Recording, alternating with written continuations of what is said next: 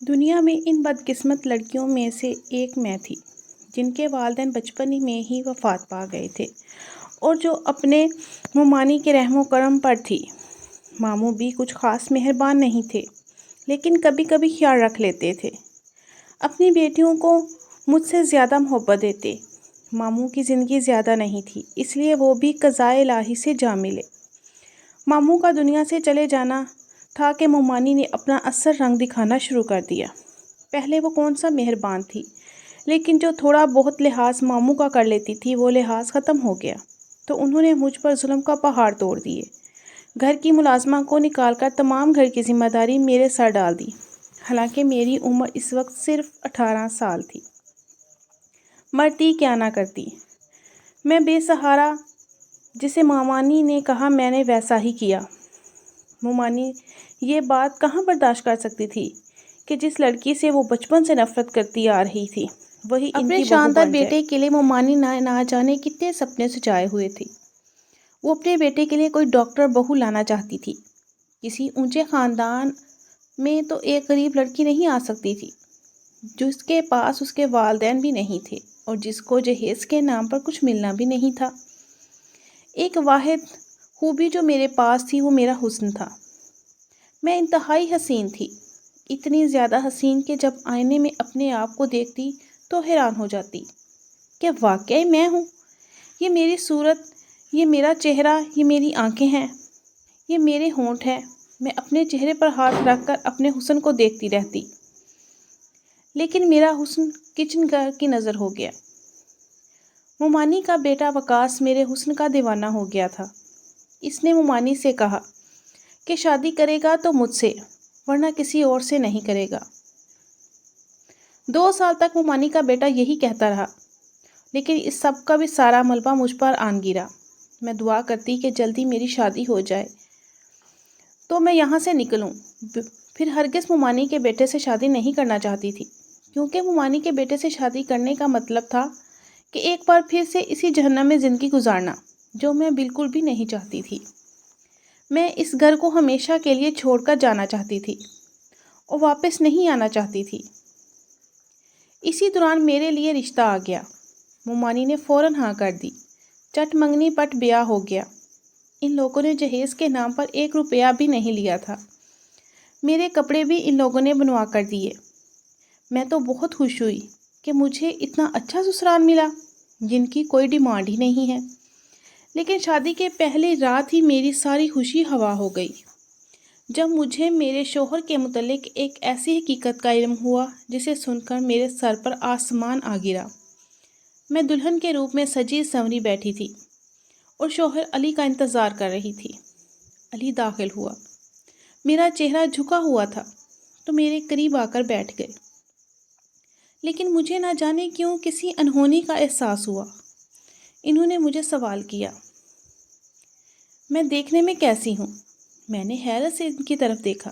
میں نے کہا، خود گھونگھٹ پلٹ کر دیکھ لیں کہ میں کیسی ہوں۔ ان کا کہکہ بلند ہوا۔ مجھے ان کے اس طرح سے زور پر ہنسنے کی سمجھ نہیں آئی۔ وہ کیوں ہنس رہے تھے اور کیوں میرا گھونگھٹ نہیں پلٹ رہے تھے؟ میں نے خود ہی اپنا گھونگھٹ پلٹ کر انہیں دیکھا۔ وہ سامنے دیکھ رہے تھے، میری طرف دیکھ ہی نہیں رہے تھے۔ میرا دل ڈوب گیا۔ میں نے ان سے کہا، مجھ سے ناراض ہیں یا آپ اس شادی سے خوش نہیں ہیں جو مجھے دیکھ ہی نہیں رہے؟ وہ پھر سے ہنسنے لگے۔ مجھے ان کے رویے میں کچھ عجیب سا محسوس ہوا تھا۔ میں سمجھنے سے قاصر تھی کہ وہ اس طرح سے کیوں ہنس رہے ہیں۔ مجھے محسوس ہو رہا تھا کہ وہ اس شادی سے خوش نہیں ہیں، شاید، یا کسی اور کو پسند کرتے ہیں۔ ان کی شادی زبردستی مجھ سے کروا دی گئی ہے، اس لیے وہ ہنس رہے تھے۔ مجھے ان کے رویے میں کچھ عجیب سا محسوس ہو رہا تھا جو کہ میں سمجھنے سے قاصر تھی۔ آخر وہ اس طرح سے ہنس ہی کیوں رہے ہیں؟ اگر وہ شادی سے خوش نہیں ہیں یا شاید کسی اور کو پسند کرتے ہیں، اسی لیے وہ ہنس رہے ہوں گے۔ میں نے خود سے سوال کیا اور پھر ان سے بھی سوال کیا کہ آپ کسی اور کو پسند کرتے تھے؟ تو پھر ہنسنے لگے۔ اب تو میرا دماغ خراب ہونے والا تھا۔ یہ کیا طریقہ تھا اپنی دلہن سے بات کرنے کا؟ اگر میں انہیں پسند نہیں تھی تو بول دیتے۔ میرا دل تو جیسے کسی گہری کھائی میں جا ہوتا ہو۔ میری کوشش تھی کہ وہ ایک بار میرا چہرہ دیکھ لیں تو یقیناً اس لڑکی کو بھول جائیں گے جس سے وہ محبت کرتے تھے، یا پھر کوئی بھی بات ہو تو میرا چہرہ دیکھنے کے بعد سب بھول جائیں گے، کیونکہ میں تھی ہی اتنی خوبصورت۔ مگر سامنے کوئی ڈریسنگ ٹیبل کی طرف دیکھنے جا رہا تھا، میری طرف نظر اٹھا کر دیکھا بھی نہیں۔ میں تو یہی سوچ کر آئی تھی کہ اپنے شوہر اور سسرال کی اتنی خدمت کروں گی کہ مجھے واپس ممانی کے پاس نہیں جانا پڑے گا۔ تمہیں یہ کسی نے بتایا نہیں کہ میں دیکھ نہیں سکتا؟ اچانک سے علی نے کہا۔ مجھے لگا وہ مذاق کر رہے ہیں۔ میں حیرت سے انہیں دیکھنے لگی۔ پھر میں نے کہا، علی، یہ مذاق کا وقت نہیں۔ مجھے پسند نہیں آپ کے متعلق اس طرح کی کوئی بھی بات، نہ ہی میں اس طرح کی کوئی بات برداشت کر سکتی ہوں۔ اللہ آپ کی آنکھوں کے نور کو سلامت رکھے۔ آپ کی محبت تو میرے لیے عبادت جیسی ہے۔ میں نے فرما بردار اور باوفا بیوی کی طرح ان سے کہا تو پھر سے ہنسنے لگے۔ پھر بولے کہ ہیرا، یہ دنیا بہت بے وفا ہے۔ اگر انسان کے اندر کوئی خوبی ہو تو دنیا سے محبت کرتی ہے، لیکن اگر اسی انسان کے اندر کوئی خوبی نہ ہو تو کسی قسم کی کمی ہو تو یہی دنیا باوفا سے بے وفا ہو جاتی ہے۔ اس وقت تو میری محبت کو عبادت کا درجہ دینا چاہ رہی تھی، لیکن میں تمہیں بتا دوں کہ میں تمہاری محبت کے لائق نہیں ہوں، کیونکہ میں ایک اندھا شخص ہوں۔ میں نے سب سے سن رکھا تھا کہ تم بہت ہی حسین ہو، لیکن افسوس کہ میں تمہارے حسن کو دیکھ نہیں سکتا۔ علی بولتے جا رہے تھے، لیکن مجھے ابھی بھی محسوس ہو رہا تھا کہ وہ مذاق کر رہے ہیں۔ مجھے ان کے اس طرح مذاق کرنے پر غصہ آ رہا تھا، لیکن تھوڑی ہی دیر بعد مجھے اندازہ ہو گیا کہ یہ بات مذاق نہیں بلکہ ایک تلخ حقیقت تھی۔ میں پھٹی آنکھوں سے اپنے شوہر کو دیکھ رہی تھی۔ میرے سپنوں کا محل ایک پل میں زمین بوس ہو گیا۔ میں کیا سوچ کر یہاں آئی تھی؟ وہ انسان تو دیکھ ہی نہیں سکتا، اور جو دیکھ ہی نہیں سکتا وہ میرا سہارا کیسے بن سکتا ہے؟ اسے تو خود چلنے کے لیے سہارے کی ضرورت تھی۔ میرے ساتھ دھوکا ہوا تھا، اور بہت بڑا دھوکا ہوا تھا۔ یہ دھوکا میری ممانی اور میرے سسرال والوں نے کیا تھا۔ میرا غصے سے برا حال ہو گیا۔ میں ایک دم سے اٹھ کھڑی ہوئی۔ آپ لوگوں کو شرم نہیں آتی؟ میں ایک غریب مسکین لڑکی تھی جس کے ساتھ اتنا بڑا دھوکا کیا، میں نے غصے سے کہا۔ تو علی بولے، تمہاری ممانی کو سب پتا تھا کہ میں دیکھ نہیں سکتا، انہوں نے تمہیں نہیں بتایا؟ اس میں ہمارا قصور نہیں۔ تمہارے ساتھ دھوکا میں نے نہیں، تمہاری ممانی نے کیا ہے۔ انہوں نے مجھ سے کہا تھا کہ انہوں نے تمہیں سب بتا دیا ہے کہ میں دیکھ نہیں سکتا اور تم راضی ہو۔ علی نے یہ کہا تو مجھے غصہ آ گیا۔ میں نے کہا، میں راضی ہوں؟ کیا میں راضی ہو سکتی ہوں ایک ایسے انسان سے شادی کرنے پر جو دیکھ ہی نہیں سکتا؟ کیا خدایا، میں کہاں جاؤں؟ میں تمام کشتیاں جلا کر یہاں آئی تھی، اب میرے پاس واپس جانے کا کوئی راستہ نہیں۔ میں تو یہی سوچا تھا کہ اس جہنم میں دوبارہ نہیں جاؤں گی۔ اب میں کہاں جاؤں؟ میں زور زور سے کہتے ہوئے رونے لگی۔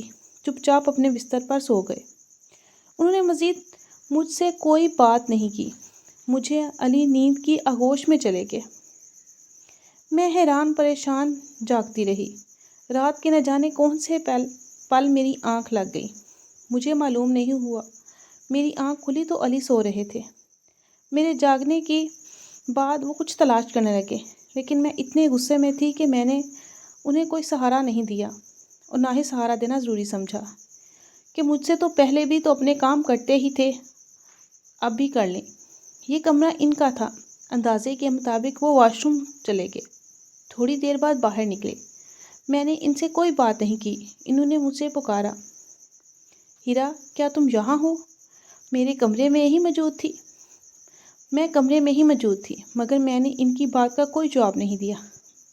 میرا دل اتنا خراب ہو چکا تھا جس کی کوئی حد نہیں۔ میں 20 سال کی یہ خوبصورت لڑکی تھی اور اس پر یہ ظلم ہوا تھا۔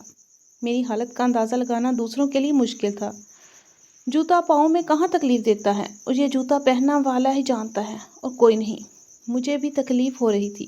میری تکلیف سے صرف میں ہی واقف تھی۔ دن یوں ہی گزرتے رہے۔ میرا سسرال میں دل نہ لگتا تھا۔ لگتا بھی تو کیسے؟ جس کے آسرے میں آئی تھی وہ تو کسی کام کا نہیں تھا۔ میری ساس نے مجھ سے کہا کہ تمہاری ممانی کو ہم نے ہر حقیقت سے آگاہ کیا تھا۔ انہوں نے کہا کہ تم راضی ہو۔ انسانی ہمدردی کی خاطر علی سے شادی کرنا چاہتی تھی۔ مجھے وارث چاہیے تھا۔ اب مجھے تم وارث دو گی۔ اپنی ساس سے بات کرنے کے بعد مجھے احساس ہو گیا کہ میرے سسرال والوں کا کوئی قصور نہیں ہے۔ انہوں نے میری ممانی کو اندھیرے میں نہیں رکھا، لیکن میری ممانی نے مجھے اندھیرے میں رکھا۔ تو کیا ضرورت تھی آپ کو اپنے اندھے بیٹے کی شادی کرنے کی؟ میں نے غصے سے اپنی ساس کو کہا۔ انہوں نے کہا تو مجھے بھی غصہ آ گیا۔ میں نے کہا اندھے کو اندھا نہ کہوں تو اور کیا کہوں؟ میں ایسی پتھر دل اور ایسی بے حس لڑکی ہرگز نہیں تھی، لیکن حالات اور واقعات نے مجھے پتھر دل اور بے حس بنا دیا تھا۔ پہلے تو ممانی کے رویے نے مجھے پتھر بنا دیا، اب شادی کے بعد ملنے والی اس ٹھوکر نے مجھے بے حس بنا دیا تھا۔ دوسروں کے جذبات اور احساسات کی مجھے کچھ فکر بھی نہیں تھی۔ میرے جذبات چکنا چور ہو گئے تھے۔ میں برے طریقے سے ٹوٹ چکی تھی اور میری سمجھ میں نہیں آ رہا تھا کہ میں کیا کروں۔ پھر بھی میں نے بہت کوشش کی کہ دل لگانے کی، لیکن میرا دل لگتا ہی نہیں تھا۔ میں چاہتی تھی کہ میرے حسن کو سراہا جائے، میری تعریف کی جائے، مجھے میرا حق ملے۔ اب میں ہر وقت روتی رہتی تھی۔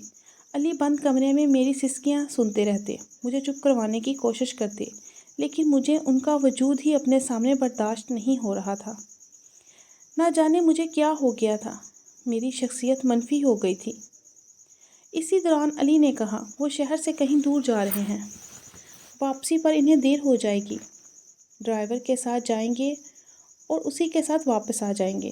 میں تو سکون کا سانس لیا۔ میں کام وغیرہ بھی کچھ نہیں کرتی تھی، بس بہت غصہ تھا، سارا کام نوکرانی کرتی۔ یہاں پر تو بس میرے دل کی خوشی نہیں تھی۔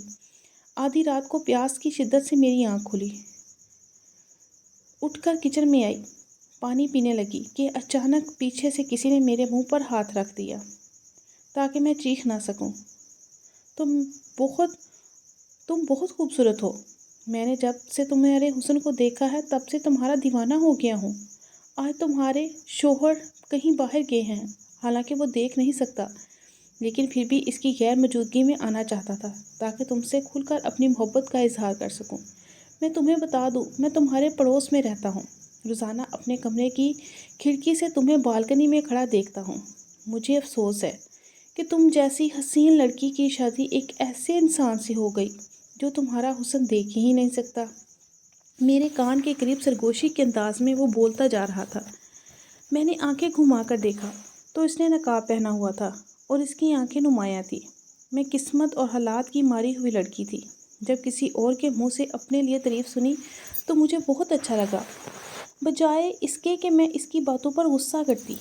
مجھے اس کی باتیں اچھی لگیں اور ایسی باتوں کو ہی تو میں سننا چاہتی تھی جو میرے حسن کو سراہے۔ میں نے اسے اشاروں میں کہا مجھے بولنے دو۔ اس نے میرے منہ سے ہاتھ ہٹا دیا۔ میں نے پوچھا تم کون ہو؟ اس نے بتایا میں تم سے محبت کرتا ہوں اور روزانہ تمہیں دیکھتا ہوں۔ میں نے اس سے کہا یہاں سے چلے جاؤ، میرا شوہر آ جائے گا۔ اس نے کہا مجھے تمہارے شوہر کی خبر ہے، وہ کل صبح ہی آئے گا۔ لیکن پھر بھی مجھے اپنی ساس کا خوف تھا۔ اس رات تو میں نے اسے بھگا دیا، لیکن اب جب بھی علی کام سے کہیں جاتے تو وہ آ جاتا۔ نہ جانے اس کے پاس کون سا چور راستہ بنایا ہوا تھا۔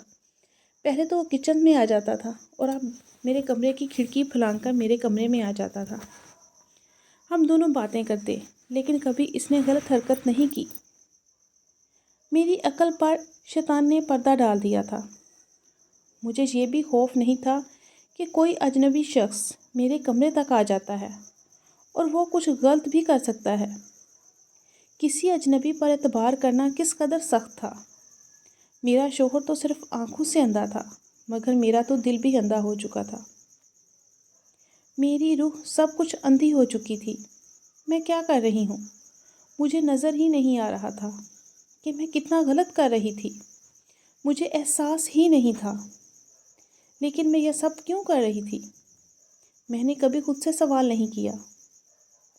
ایک رات ہم باتیں کر رہے تھے کہ علی کی کال آئی کہ وہ پہنچنے والا ہے۔ میں حیران ہو گئی کہ وہ اچانک سے کیسے آ گیا۔ میں نے اس سے کہا وہ کہیں چھپ جائے، کیونکہ علی کی گاڑی کی آواز سنائی دی اور وہ اندر داخل ہو چکا تھا۔ اس نے کہا، ہاں مجھے چھپنے کی کیا ضرورت ہے؟ تمہارا شوہر تو دیکھ ہی نہیں سکتا۔ یہ سوچ کر مجھے بھی ہنسی آ گئی۔ میں نے کہا، واقعی جب وہ دیکھ ہی نہیں سکتا تو کیا ضرورت ہے پھر؟ اس نے کہا، میں جا رہا ہوں، اور وہ چلا گیا۔ تھوڑی دیر بعد علی اندر آئے۔ میں نے کوئی بات نہیں کی۔ انہوں نے سلام کیا، میں نے جواب دیا اور سونے کے لیے لیٹ گئی۔ میں نے لائٹ آف کی اور مطمئن ہو کر آنکھیں بند کی، سونے کی کوشش کرنے لگی۔ لیکن مجھے محسوس ہوا کہ علی سوئے نہیں تھے، وہ بیٹھے ہوئے تھے۔ پھر اچانک سے بول پڑے، ہیرا، تمہیں معلوم ہے میرے والد بھی اندھے تھے اور میری ماں بے حد حسین تھی۔ خاندان والوں کے دباؤ میں آ کر میری ماں نے میرے والد سے شادی تو کر لی، لیکن اندر ایک ویرانی بھی ہمیشہ سے تھی۔ انہیں کچھ ایسے انسان کے ساتھ زندگی بسر کرنا بہت مشکل لگ رہا تھا جو اندھا تھا۔ میں پیدا ہوا تو والدہ نے اپنے دل میں مجھ سے لگا لیا، اپنا دل مجھ سے لگا لیا، لیکن پھر ان کا دل مجھ سے اٹھ گیا۔ انہوں نے بتایا، انہوں نے کہیں اور دل لگا لیا۔ ابا کی غیر موجودگی میں روزانہ کوئی غیر شخص ہمارے گھر آتا اور میری ماں اس سے باتیں کرتی رہتی تھی اور میں سنتا تھا مگر کچھ نہ کہتا۔ جیسے ہی علی نے یہ الفاظ ادا کیے، میری جان نکل گئی۔ یہ تو میری ہی کہانی تھی جو مجھے سنائی جا رہی تھی۔ یعنی میری ساس کے ساتھ بھی یہی ظلم ہوا اور میرے ساتھ بھی وہی ظلم، اور وہی ظلم پھر سے دہرایا جا رہا ہے۔ کیوں مجھے احساس ہوا کہ میری ساس نے اپنی محرومی کا بدلہ مجھ سے لیا ہے؟ علی نے پھر کہا اور پھر کہنا شروع کیا۔ میں ہمہ گوش سن رہی تھی، لیکن مجھے کسی قسم کا کوئی خوف نہیں تھا۔ میرا بچپن ختم ہو گیا، یہاں تک کہ میرا لڑکپن اور پھر جوانی آ گئی۔ وہ شخص نہ جانے کہاں چلا گیا تھا۔ پھر میں اور میری ماں تھی، اور میری ماں نے دوسرا بچہ پیدا کرنے کی زحمت نہیں کی۔ میرے والد اس دنیا سے رخصت ہو گئے۔ ساری زندگی میرے والد کو پتہ نہ چل سکا کہ ان کی غیر موجودگی میں ان کے گھر کوئی آتا ہے اور ان کی بیوی سے باتیں کرتا ہے۔ پھر میری ماں اتنی ڈھیٹ بن گئی کہ انہیں والد کی موجودگی اور غیر موجودگی سے کوئی فرق نہیں پڑتا تھا۔ میرے والد کے سامنے وہ شخص ہمارے گھر آتا، میری ماں سے دوسرے کمرے میں لے جاتی، اور ان کی باتوں کی آواز مجھے آتی۔ اسی عرصے میں مجھے معلوم ہو گیا کہ میری ماں کا کوئی کزن تھا جو ان سے بے حد محبت کرتا۔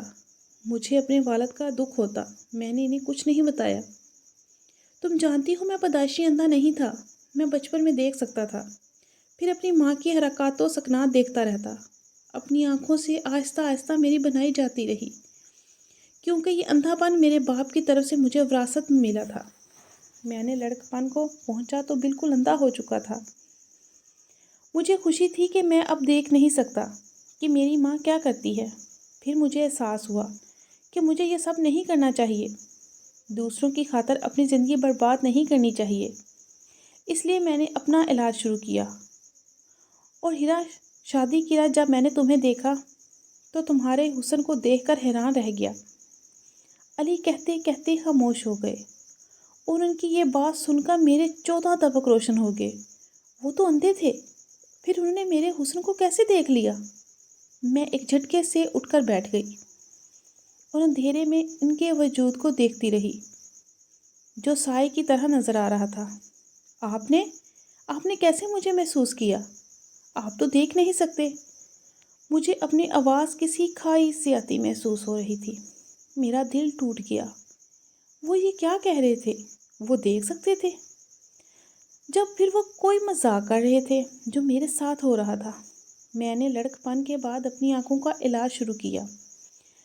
میرے ساتھ زیادہ مسئلہ نہیں تھا، تھوڑے سے علاج میں ہی آپریشن کے ذریعے میری بنائی واپس آ گئی اور وہ سب کچھ میں دیکھ سکتا تھا۔ اس وقت میری ماں نے میری شادی کا فیصلہ کیا۔ میری خاموشی سے ان کا فیصلہ قبول کر لیا۔ تمہاری تصویر مجھے میری ماں نے دکھائی، کیونکہ وہ مجھے اب تک اندھا سمجھتی تھی۔ میں نے اسے کچھ کہا بھی نہیں۔ میرا دل تو ان سے اٹھ چکا تھا۔ جب ہماری شادی ہوئی تو میں دیکھ سکتا تھا۔ میں نے تمہیں دیکھا تھا، لیکن میں یہ دیکھنا چاہتا تھا کہ تم کس طرح کی بیوی ثابت ہو سکتی ہو، بے وفا ہو کر میرے اندھے پن کی مجھے اندھا سمجھ کر میرا سہارا بنو گی۔ لیکن مجھے تمہارا رویہ دیکھ کر بہت افسوس ہوا۔ میں نے تمہیں چھوڑنے کا فیصلہ کر لیا تھا۔ تمہارے سامنے اندھے پن کا ناٹک میں نے صرف 1 مہینہ ہی کیا، اور اس 1 مہینے میں تم نے مجھے چھوڑ کر اپنا عاشق بھی بنا لیا۔ علی کی بات سن کر میرے تو سر پر آسمان آ گرا، میرے پاؤں کے نیچے زمین سرک گئی۔ وہ نقاب پوش کوئی اور نہیں، وہ میں ہی تھا۔ ان کی بات سن کر مجھ پر غشی طاری ہونے لگی۔ میرے ساتھ کیا ہو رہا ہے؟ میری سانس رک رہی تھی۔ مجھے سمجھ نہیں آ رہا تھا میں اپنی قسمت پر کیسے ماتم کروں۔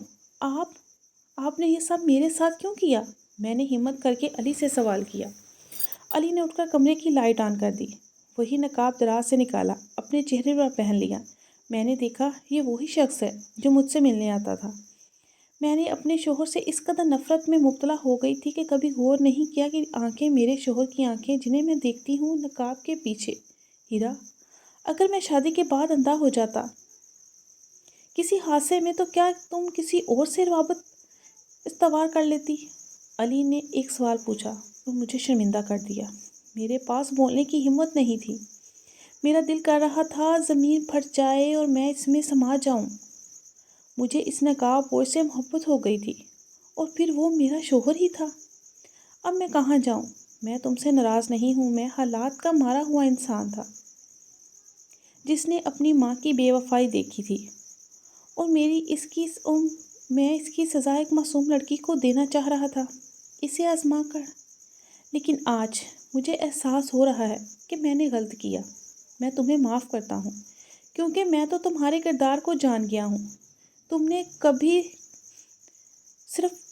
کوئی غلط حرکت نہیں کی، صرف باتیں کی، اپنی حدود کا خیال رکھا۔ تمہارے احساسات اور جذبات میں پاکیزگی میں نے تنہائی میں دیکھ لی تھی۔ مجھے احساس ہو گیا کہ تمہیں صرف محبت بھری باتوں کی ضرورت تھی، تمہارے اندر کوئی برائی نہیں تھی، ایک احساس سے کمتری تھا، اور بس۔ ہیرا، میں تمہیں کیا خاک معاف کروں گا، بلکہ میں تو اس قابل ہی نہیں کہ میں تمہیں معاف کر سکوں۔ مجھ میں ہمت نہیں کہ میں تم سے معافی مانگ سکوں۔ تو مجھے معاف کر دو۔ غلط تم نے نہیں، بلکہ میں نے غلط کیا ہے۔ میں ہوں غلط۔ میں نے تمہارے ساتھ غلط کیا، تمہیں آزمائش میں ڈال کر، کسی اور کی سزا تمہیں دے کر۔ علی نے کہا۔ تو میں نے روتے ہوئے اس سے معافی مانگ لی۔ میں نے انہیں معاف کر دیا، وہ بھی مجھے معاف کر دیں۔ ہم انسان خطا کے پتلے ہیں، غلطی سے پاک صرف خدا کی ذات ہے۔ مجھے احساس ہو رہا تھا کہ علی اندھے نہیں تھے، اندھی تو میں تھی۔ آج خدا نے علی کے ساتھ ساتھ مجھے بھی بنائی عطا کر دی تھی۔ میں اس کی شکر گزار تھی۔ اس رات ہم دونوں نے مل کر خوشگوار ازدواجی زندگی کا آغاز کیا، اور ہم بہت خوش تھے۔ سچ کہتے ہیں، خدا کے گھر دیر ہے، اندھیر نہیں۔